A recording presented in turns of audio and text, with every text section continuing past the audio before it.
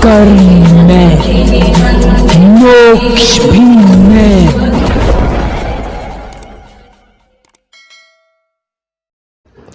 नमस्कार दोस्तों, आपका अपना YouTube परिवार शिवा शक्ति तंत्र रहस्य। आप सभी साधक और साधिकाओं को आज एक ऐसा मंत्र और ऐसा विधान आपको बताने जा रहे हैं जिसके माध्यम से आप जो है भगवती महाकाली शक्ति स्वरूपा के आप दर्शन कर पाएंगे। और ये जो विधान है, ये विधान कोई स्पेशल विधान नहीं है, नॉर्मल सा विधान है। इसमें आपको एक दिन की साधना करनी है। अगर आप एक दिन की साधना करने में असमर्थ हैं तो आप जो है मंत्र की जो काउंटिंग है, जो संख्या है, उसे आप घटा करके 9 दिन में कर सकते हैं। और ये जो मंत्र विधान है बहुत ही अच्छा है, जिसके करने के बाद आपको माता काली के दर्शन संभव हैं। तो आप लोगों को मैं पहले इसका मंत्र बता देता हूं और उसके बाद जो है इसका विधान, इसके तौर तरीके सब कुछ बताया जाएगा, कुछ भी नहीं छिपाया जाएगा। बशर्ते आप लोग वीडियो को शुरू से आखिर तक देखें ताकि जो इसमें पॉइंट बताए गए हैं उनको आप मिस ना करें। क्योंकि अगर आप वीडियो को स्किप मार मार के देखेंगे तो उसके जो क्या होगा कि उसके कुछ जो बारीकी पॉइंट हैं वो आप समझ नहीं पाएंगे। फिर उसके बाद जब आप कभी साधना करते हैं तो आपको उसमें से वो पॉइंट ना पता होने की वजह से साधना में सफलता ना मिले। तो आप लोग वीडियो को पूरा देखा कीजिए। तो देर ना करते हुए मैं आप लोगों को सबसे पहले मंत्र बता देता हूँ और मंत्र मैं स्क्रीन पे लिख दूंगा ताकि आप लोग इसको नोट कर सकें। ओम क्रीम कालिका 16 वर्षीय जवान, हाथ खड़ंग खप्पर तीर कमान, गले नरमुंड माला रहे शमशान, आओ आओ माँ कालिके मेरा कहना मान, नहीं आए कालिका तो काल भैरव की आन। ये मंत्र है और ये शाबर मंत्र है। तो आप लोग इसे जैसा कि जानते हैं कि जो शाबर मंत्र होते हैं वो स्वयं सिद्ध मंत्र होते हैं, ये मंत्र कीलित नहीं है। बाकी जो वैदिक मंत्र हैं वह भगवान शिव के द्वारा कीलित माने गए हैं। और इन मंत्रों में ऐसा है, शाबर मंत्रों में, कि ये बहुत ही आसानी से सिद्ध हो जाते हैं, कम समय में अच्छा फल देने वाले हैं। और जो वैदिक मंत्र हैं उनका आप अनुष्ठान 1.25 लाख करते हैं, उसके बाद आपको वो मंत्र सिद्ध होता है। और शाबर मंत्र क्या है, कोई कोई तो 5 बार पढ़ने से ही सिद्ध होता है, जिसे स्वयं सिद्ध मंत्र बोलते हैं। और कोई कोई मंत्र 108 बार पढ़ने से सिद्ध होता है और कोई कोई मंत्र 11 माला पढ़ने से सिद्ध होता है। तो इन मंत्रों में ये विशेषता होती है। और इस साधना को वही लोग करें जो निडर हों। डरपोक जो साधक हैं वो इस साधना को कतई ना करें, क्योंकि इस साधना को जब आप करते हैं तो इसमें देवी स्वयं आती है और देवी के साथ अन्य शक्तियाँ, जो विचरण करने वाली शक्तियाँ हैं, वो आती हैं। क्योंकि आपने मंत्र सुना होगा, जो हमने पढ़ के आपको बताया है कि इसमें सीधा माता काली का आवाहन है और शमशान काली का आवाहन है। जो शमशान में निवास करने वाली माता काली है उनका आवाहन है। तो जब वो आती हैं तो उनके साथ में अन्य शक्तियाँ होती हैं, जैसे बेताल हुआ, बेताल भी होते हैं, यक्षिणियाँ भी होती हैं, भैरव भी होते हैं, प्रेत होते हैं, भूत होते हैं। तो ऐसी शक्तियाँ भी आपको दिख सकती हैं। और आप घबराएं नहीं, आप भयभीत ना हों, आपको किसी प्रकार का कोई नुकसान नहीं होने वाला है। और आप सुरक्षा मंत्र का आप प्रयोग करना चाहें तो आप कर सकते हैं। अगर नहीं करना चाहते हैं, निडर आदमी हैं, तो आप मत कीजिए।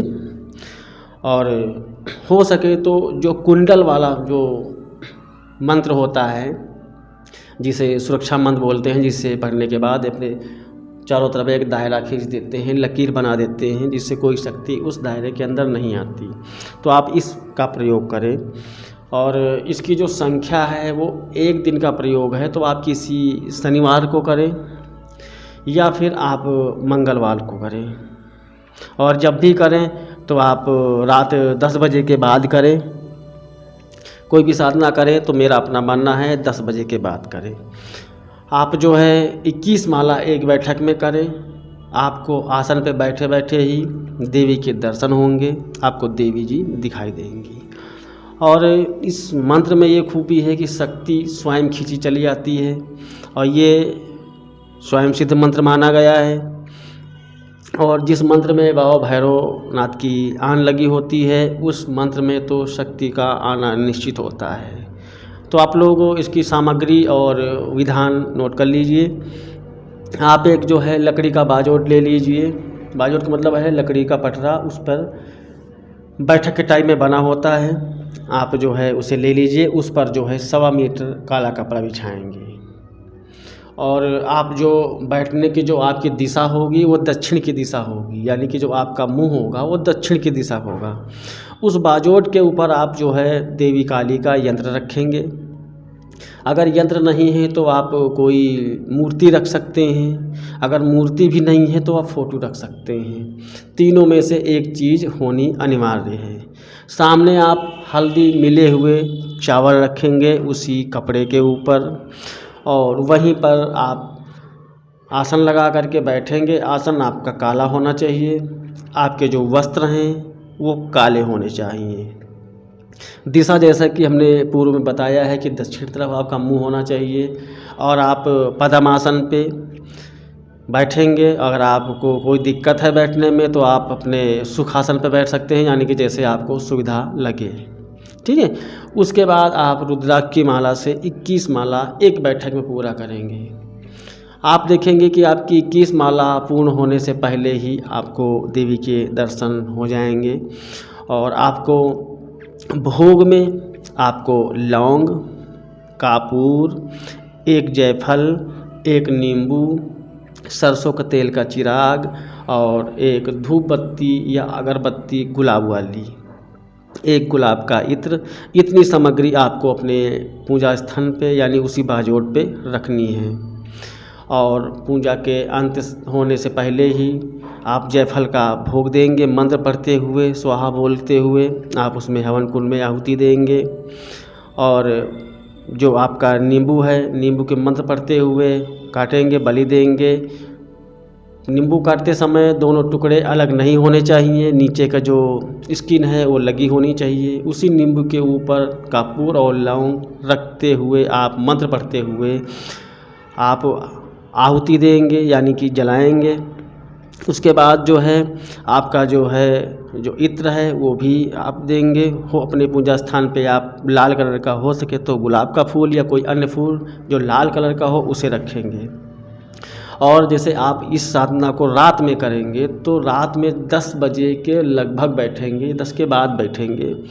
और दिन में आप जो है शमशान भूमि में लौंग, कापूर, एक जोड़ा लौंग, धूप बत्ती, सरसों का चिराग, थोड़ी सी एक कुल्हड़ में मदिरा और एक कुल्हड़ में आप मुर्गे की या बकरे की कलेजी का टुकड़ा, इतनी रख कर के आप जो है 7 बार मंत्र पढ़ के वहाँ से आना है और वहाँ से शक्ति को निमंत्रण दे के आना है कि मैं आपकी साधना करने जा रहा हूँ, अब आप जो है हमारे आवाहन पे आइए। सेम ऐसे ही जल देवता की आपको हाजिरी देनी है। हमने जल देवता की हाजिरी का एक स्पेशल वीडियो बना रखा है, आप उस पर जा कर के आप देख सकते हैं। और आपका जो साधना के समय जो नियम होता है कि आप ब्रह्मचर्य से रहते हैं, आप ब्रह्मचर्य से रहेंगे। 24 घंटे पहले से आप कोई मीट, मछली, अंडा, शराब इस तरह की कोई तामसिक वस्तु यानी कि भोजन आप बिल्कुल कदापि नहीं करेंगे। लहसुन प्याज का प्रयोग बिल्कुल नहीं करेंगे।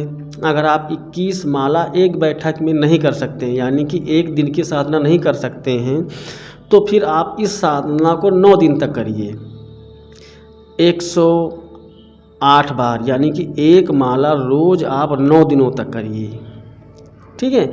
उसमें क्या है, आपको पहले दिन भोग देना है और आखिरी दिन हवन करना है और भोग देना है।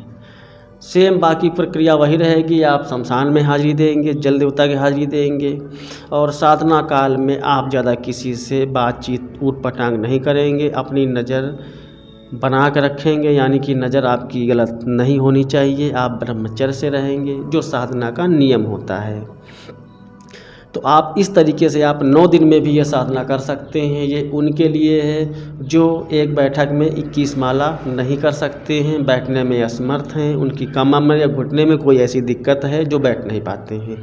तो आप इस साधना को कीजिए। और मेरा मानना है कि अगर आप पूरी वीडियो को ढंग से देखेंगे, साधना के नियम तौर तरीके समझेंगे, तो आपको कामयाबी हर प्रकार से मिलेगी। क्योंकि कुछ गुप्त पॉइंट होते हैं, जब आप इसकी मार मार के वीडियो देखते हैं तो आप समझ नहीं पाते हैं। तो हमारी शुभकामनाएं हैं, आप जो है इस साधना को कीजिए और आपको भी माता रानी आपको दर्शन देगी। हमारी शुभकामनाएं हैं।